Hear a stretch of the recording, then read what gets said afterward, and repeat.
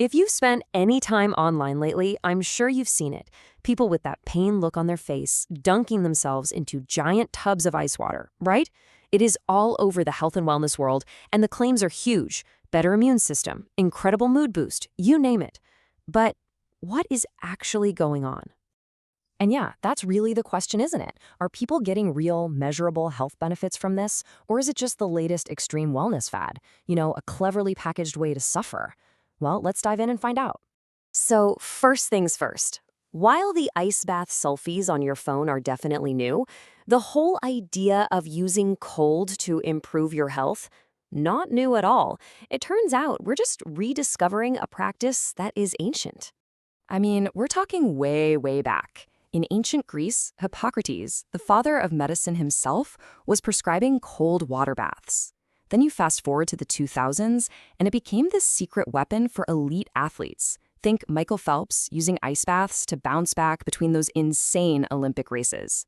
But the guy who really blew this up for all of us was Wim Hof, the Iceman, who took it from a niche thing to a global movement in the 2010s. Okay, so it's got history for sure, but what about the science? Well, the answer is actually rooted in this really fascinating biological idea, the concept that a little bit of stress can actually be a very, very good thing. And that concept is called hormesis. Now, I know it sounds super complicated, but the idea is actually pretty simple. It's basically what doesn't kill you makes you stronger, but in a very specific scientific way. You expose your body to a short, manageable stressor, and that exposure triggers all these positive changes that make you tougher and more resilient over the long haul. The key words there are short and manageable. Too much stress is just, well, damaging. And you know what? You're probably already using hormesis in your life, and you just didn't know it had a name. A tough workout, that's a stress on your muscles that forces them to grow back stronger. Intermittent fasting, that's a mild nutritional stress that triggers all these amazing cellular cleanup processes. And yep, you guessed it, cold exposure is a perfect example of this exact same principle in action. So, how does this whole good stress thing actually play out when you take the plunge? Like, what is happening inside your body the moment you hit that freezing water? Well, instantly, your entire nervous system just sounds the alarm. Your brain flips the switch right into survival mode. Your blood vessels clamp down, pulling all the blood away from your hands and feet to protect your vital organs and keep your core nice and warm. It's this primal, incredibly powerful response. And this is where the magic really starts to happen in your brain.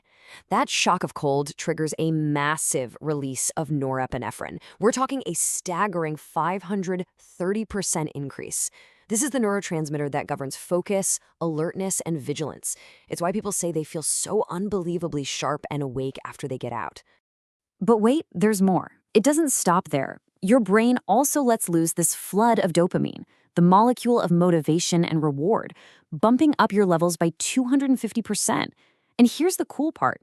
Unlike that quick hit you get from, say, a cup of coffee, this is a slow, sustained release. It can keep your mood and your drive elevated for hours afterward. This is the feeling that gets people hooked.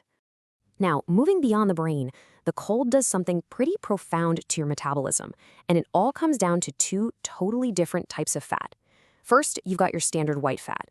Its job is basically to store energy, for later.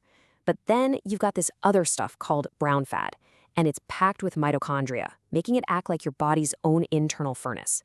Its job is to burn energy to create heat. So when you expose yourself to that intense cold, your body basically screams at that brown fat to wake up and get to work. It tells your body to stop storing and start burning glucose, burning fatty acids, for one simple reason, to keep you from freezing. And over time, if you do this regularly, you can actually make your body a much more efficient calorie-burning machine, even when you're just sitting around.